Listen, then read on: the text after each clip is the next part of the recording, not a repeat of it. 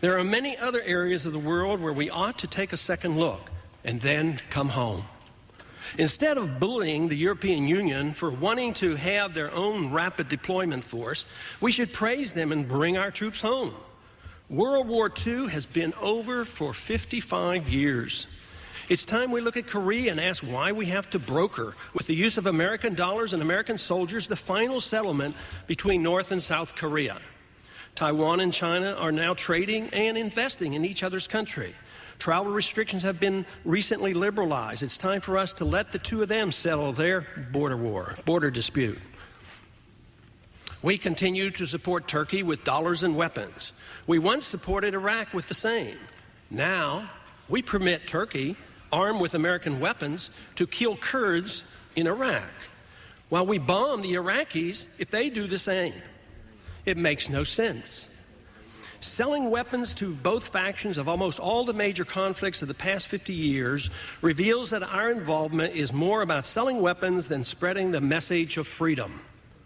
That message can never be delivered through force to others over their objection.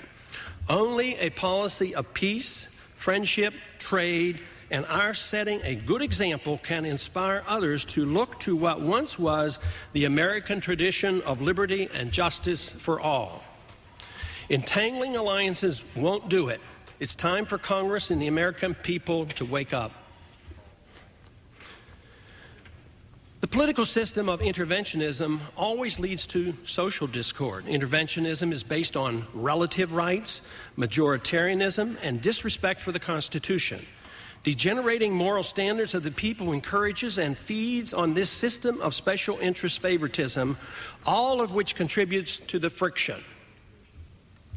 Thomas Jefferson was worried that future generations might one day squander the liberties the American Revolution secured. Writing about future generations, Jefferson wondered if, in the enjoyment of plenty, they would lose the memory of freedom. He believed material abundance without character is the path to destruction. The challenge to America today is clearly evident. We lack character, and we also suffer from the loss of respect, understanding, and faith in the liberty that offers so much. The American Republic has been transformed, and only a remnant remains. It appears that in the midst of plenty, we have forgotten about freedom. We have just gone through a roaring decade where many Americans enjoying prosperity beyond their wildest dreams. Because this wealth was not always earned and instead resulted from borrowing, speculation, and inflation, the correction that's to come will contribute to the social discord already inherent in a system of government interventionism. If indeed the economy enters a severe recession, which is highly possible, it will compound the problems characteristic of a system that encourages government supervision over all that we do. Conflicts between classes, races, and ethnic groups, and even generations are already apparent. This is a consequence of pitting workers and producers against the moochers and the special interest rich. Divvying up half of the GDP through a process of confiscatory taxation invites trouble. It is more easily tolerated when wealth abounds, but when the economy slips, quiescent resentment quickly turns to noisy confrontation. Those who feel slighted become more demanding. At the same time, resources are diminished. But the system of government we have become accustomed to has for decades taken over responsibilities that were never intended to be the prerogative of the federal government under the Constitution.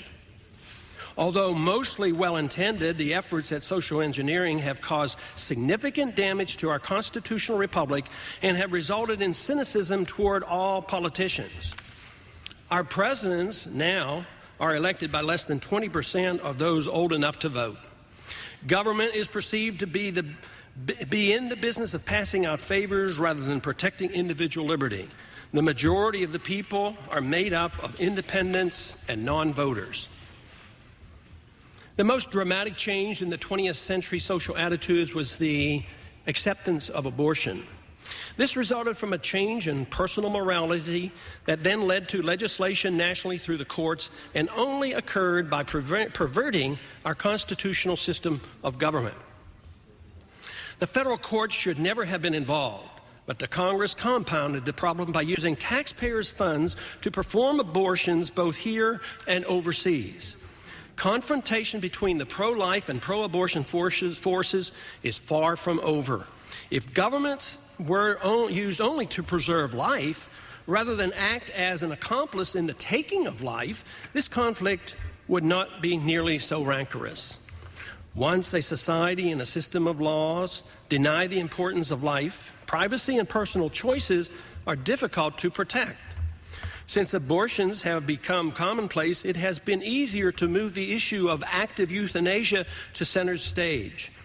As government budgets become more compromised, economic arguments will surely be used to justify reasonable savings by not wasting vital resources on the elderly. Issues like abortion and euthanasia don't disappear in a free society, but are handled quite differently. Instead of condoning or paying for such act, the state is responsible for protecting life rather than participating in taking it. This is quite a different role for government than we currently have. We can expect the pro-life and pro-abortion and euthanasia groups to become more vocal and confrontational in time, as long as government is used to commit acts that a large number of people find abhorrent.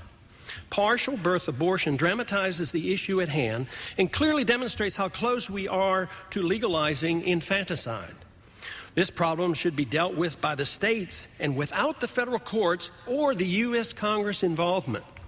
The ill-conceived drug war of the past 30 years has caused great harm to our society.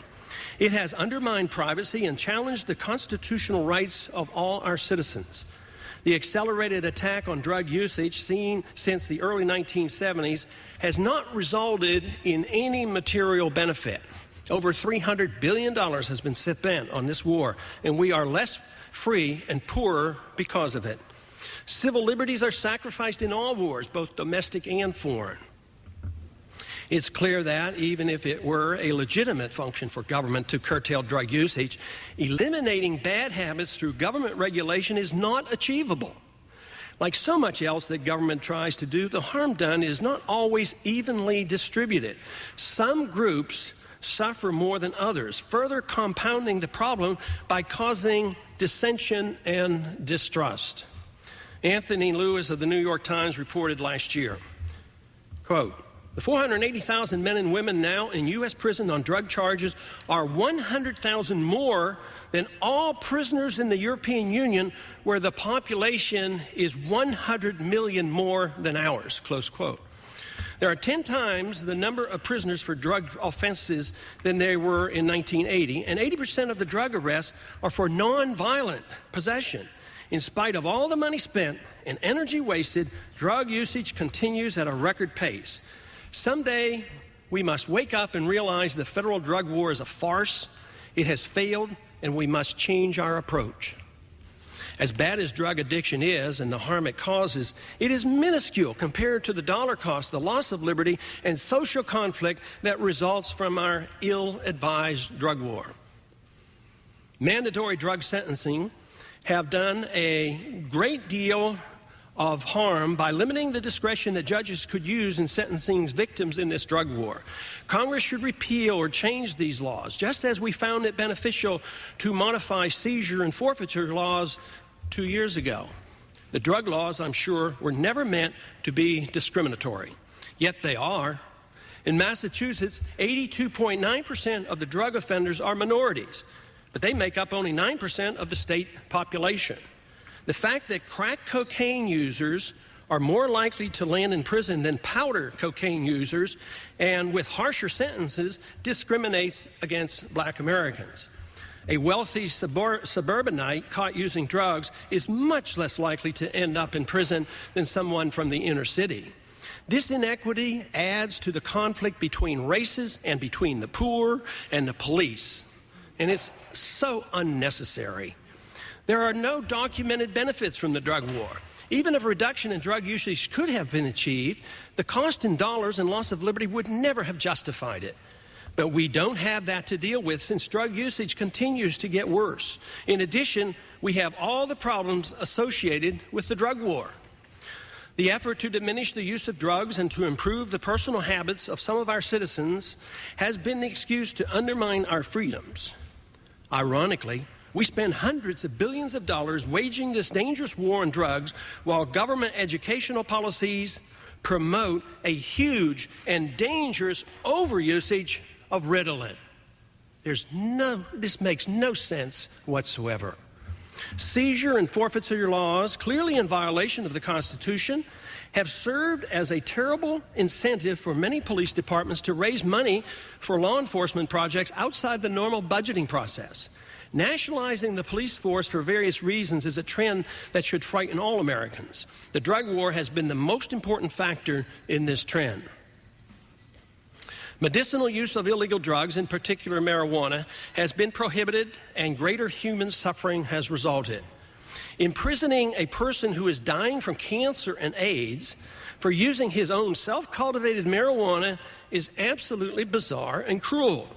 All addiction, alcohol and illegal drugs, should be seen as a medical problem, not a legal one. Improving behavior just for the sake of changing unpopular habits never works. It should never be the responsibility of government to do so. When government attempts to do this, the government and its police force become the criminals. When someone under the influence of drugs, alcohol, also a drug, or even from the lack of sleep causes injury to another, local law enforcement officials have a responsibility. This is a far cry from the Justice Department using Army tanks to bomb the Davidians because federal agents claimed an amphetamine lab was possibly on the premises. An interventionist government by its nature uses any excuse to know what the people are doing. Drug laws are used to enhance the IRS agents' ability to collect every dime owed to government. These laws are used to pressure Congress to spend more dollars for foreign military operations in places such as Colombia. Artificially high drug prices allow governments to clandestinely participate in drug trade to raise funds to fight the secret controversial wars with off-budget funding. Both our friends and foes depend on the drug war at times for revenue to pursue their causes, which frequently are the same as ours. The sooner we wake up to this seriously flawed approach to fighting drug usage, the better. The notion that the federal government has an obligation to protect us from ourselves drives the drug war. But this idea also drives the do-gooders in Washington to involve themselves in every aspect of our lives. American citizens cannot move without being constantly reminded by consumer advocates, environmentalists, safety experts, and bureaucratic busybodies what they can or cannot do. Once government becomes our protector, there are no limits. Federal regulations dictate the amount of water in our commodes and the size and shape of our wash machines. Complicated USDA regulations dictate the size of the holes in Swiss cheese. We cannot even turn off our automobile airbags when they present a danger to a child without federal permission. Riding in a car without a seatbelt may be unwise, but should it be a federal crime? Why not make us all wear rib pads and football helmets? That would reduce serious injuries and save many dollars for the government health system. Regulations on holistic medicine, natural remedies, herbs, and vitamins are now commonplace and continue to grow. Who gave the government the right to make these personal decisions for us? Are the people really so ignorant that only the politicians and bureaucrats can make these delicate decisions for them? Today, if a drug shows promise for treating a serious illness, and both patient and doctor would like to try it on an experimental basis, permission can be given only by the FDA and only after much begging. Permission frequently is not granted, even if the dying patient is pleading to take the risk. The government is not anxious to give up any of its power to make these decisions. People in government think that's what they're supposed to do for the good of the people. Free choice is what freedom is all about, and it means freedom to take risks as well. As a physician, Deeply concerned about the health of all Americans, I'm convinced that the government encroachment into the health care choices has been very detrimental. There are many areas where the federal government has been involved when it shouldn't have and created more problems than it solved. There is no evidence that the federal government has improved education or medicine, in spite of the massive funding and mandates of the last 40 years. Yet all we hear is a call for increased spending and more mandates. How bad it will get before we reject the big government approach is anybody's guess.